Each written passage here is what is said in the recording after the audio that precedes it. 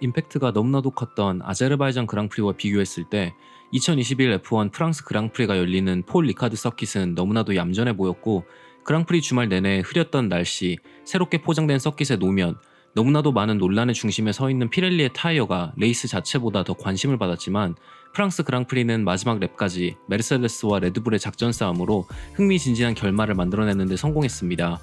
이번 그랑프리의 결과로 레드불과 맥스 베르스타펜은 메르세데스와 루이스 해밀턴과의 컨스트럭터와 드라이버 챔피언십 격차를 벌리는 데 성공하고, 이번 시즌은 정말로 메르세데스의 독주를 무너뜨릴 수 있다는 것을 다시 한번 증명했습니다. 오늘은 레이스의 전반적인 리뷰보다는 흥미로웠던 뒷이야기들로 영상을 제작했습니다. 모나코와 바쿠 두 번의 시가지 트랙에서 열린 그랑프리에서 많은 약점을 보였던 메르세데스는 좋은 성적을 거뒀던 바르셀로나와 비슷한 특징을 가지고 있는 폴 리카드에서 좋은 페이스를 보여줄 것이라고 많은 팬들이 기대했지만, 베르스타펜과 레드불은 퀄리파잉에서 폴을 차지하면서 이번에 레드불의 RB16B의 성능은 무시무시하다는 것을 다시 한번 증명했습니다. 2018년 F1 캘린더로 복귀한 폴 리카드는 메르세데스가 2018년, 2019년 모두 우승을 차지할 정도로 친 메르세데스 트랙이었기에 베르스타펜의 폴 포지션은 매우 놀라운 결과였습니다. 이에 대해 크리스천 호너는 폴 리카드는 메르세데스가 매우 강세를 보인 트랙이다.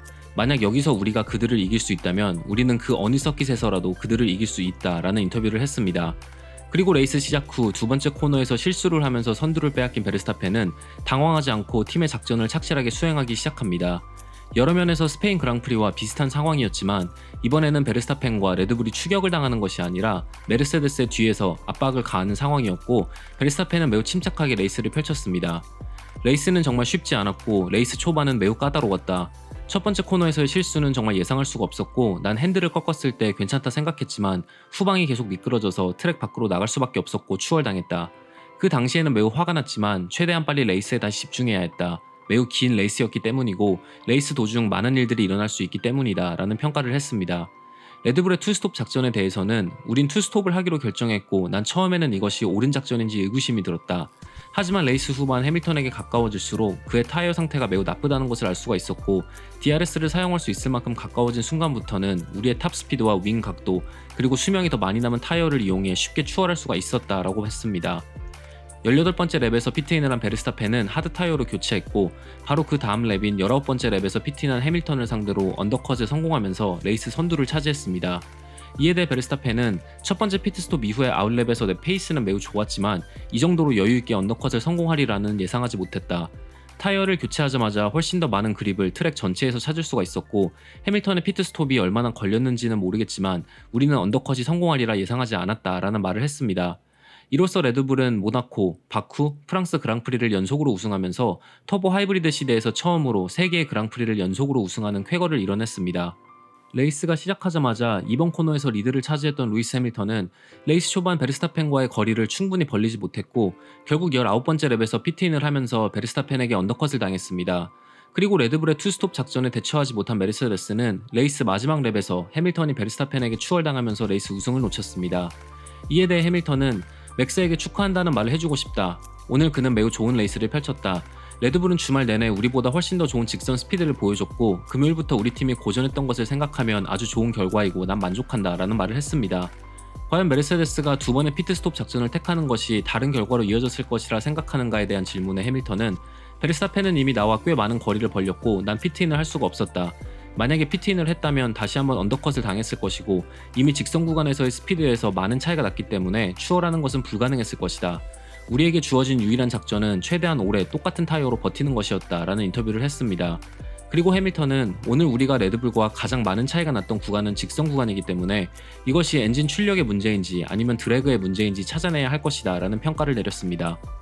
선두권 중 가장 먼저 17번째 랩에서 피트인한 보타스는 레이스 후반 심각하게 마모된 타이어를 가지고 포디움 포지션을 사수하려고 노력했지만 투스톱을 강행한 베르스타펜에게 44번째 랩에서, 그리고 보타스보다 7바퀴나 더 늦게 피트인한 타이어를 가지고 있던 페레즈에게 49번째 랩에서 추월당하면서 4등으로 레이스를 마무리했습니다. 레이스가 끝나고 보타스는 무전으로 매우 강한 수위의 욕을 섞으면서 도대체 왜 아무도 내 말을 안 듣는 거야? 투스톱 레이스였다니까? 라는 불만을 표출했습니다. 레이스 직후 보타스는 이번 레이스에서 승리할 수 있는 방법은 투스톱 작전이었고 레이스가 끝나고 이런 결과론적인 말을 하는 건 매우 쉽다는 걸 잘 안다. 하지만 우리 팀은 너무 원스톱 작전에만 집착하고 있었지만 그건 최선이 아니었다. 마지막 10바퀴에서 15바퀴에 내 앞바퀴들은 아예 그립이 없었고 레이스를 완주하는 것조차 힘들었다라는 인터뷰를 했습니다. 라디오 무전의 수위가 너무 높은 것이 아니냐라는 질문에 보타스는 난 내 생각을 정확하게 전달하고 싶었다. 레이스 초반부터 투스톱 작전을 건의했지만 우리 팀은 원스톱 작전을 택했고 이런 결과를 초래했다라는 말을 했습니다. 이에 대해 토토 울프는 우린 다른 선택을 할 수가 없었다. 보타스의 차는 타이어 문제로 이미 바이브레이션을 내고 있었고 우린 이 진동이 혹시나 서스펜션의 문제가 아닌가라는 걱정을 했다. 보타스는 타이어에 플랫 스팟을 만들었기 때문에 차가 갑자기 문제가 생겨 리타이어 해도 이상하지 않은 상황이었다. 우린 보타스를 일찍 불러들이는 것이 좋지 않은 선택이라는 걸 알고 있었지만 다른 선택지가 없었다라는 말을 했습니다. 2주 전에 열린 아제르바이잔 그랑프리를 우승하면서 시즌 초반 5번의 레이스가 지나면 레드불의 RB16B에 완전히 적응할 수 있을 것이다 라는 약속을 지킨 페레즈가 다시 한번 포디움에 올라가면서 프랑스 그랑프리에서 좋은 결과를 냈습니다. 페레즈는 49번째 랩에서 보타스를 10번 코너에서 추월하면서 3등으로 올라섰지만 이 과정에서 트랙 리밋 규정을 어긴 것이 아니냐라는 논란에 휩싸였습니다. 하지만 FIA는 페레즈가 트랙 리밋을 벗어나기 전에 보타스를 완전하게 추월했다라는 판결을 내렸고 트랙 리밋을 벗어나면서 영구적인 이득을 취한 것이 아니다라는 말로 논란을 종결시켰습니다. 비슷한 양상으로 진행되었던 스페인 그랑프리와는 다르게 페레즈는 원스톱 작전으로 훌륭하게 메르세데스의 작전을 흔들었고 이는 레드불의 더블 포디움으로 이어졌습니다. 첫 10바퀴는 바람 때문에 운전하는 것이 거의 불가능했다. 우린 다운포스가 적은 세팅을 선택했기 때문에 선두권의 차들을 따라가는 것이 매우 힘들었다. 하지만 바람이 어느 정도 잦아들고 트랙의 컨디션이 더 좋아졌고 난 내 리듬을 찾기 시작했다. 첫 번째 타이어 세트로 오래 버틸 수가 있었고 이는 좋은 결과로 이어졌다. 타이어의 마모는 그 누구도 예상할 수 없을 만큼 심했지만 우린 매우 좋은 레이스를 펼쳤고 팀은 매우 훌륭한 작전을 준비했다라는 말을 남겼습니다. 페라리의 카를로스 사인즈는 입문 카테고리인 르노 3.0, 르노 3.5에서 프랑스 그랑프리를 여러 번 우승했던 기록도 있었고 토요일의 퀄리파잉에서도 5번째 그리드를 차지하면서 좋은 모습을 보여줬지만 페라리의 SF21은 심각한 타이어 마모 문제를 보여주면서 사인즈가 11등, 르클레어가 한 바퀴 뒤진 16등으로 레이스를 마무리했습니다. 사인즈는 피트스톱에서 맥라렌의 다니엘 리카르도와 팀메이트인 샤를 르클레어에게 언더컷 당했고 레이스 후반 노리스, 가슬리, 알론소, 베텔, 스트롤에게 추월당하면서 힘든 레이스를 펼쳤습니다. 오늘 레이스를 통해 우리는 우리의 페이스에 심각한 문제가 있다는 것을 알 수가 있다. 이 문제는 이번 시즌 열렸던 몇몇 레이스에서 앞타이어의 그레이닝과 마모 문제가 다른 팀의 2배 정도로 심각하다는 것이다. 어제 퀄리파잉에서 우리는 맥라렌보다 거의 0.3에서 0.5초 정도 더 빨랐지만 오늘 레이스 후반에는 그들보다 2초나 느렸다.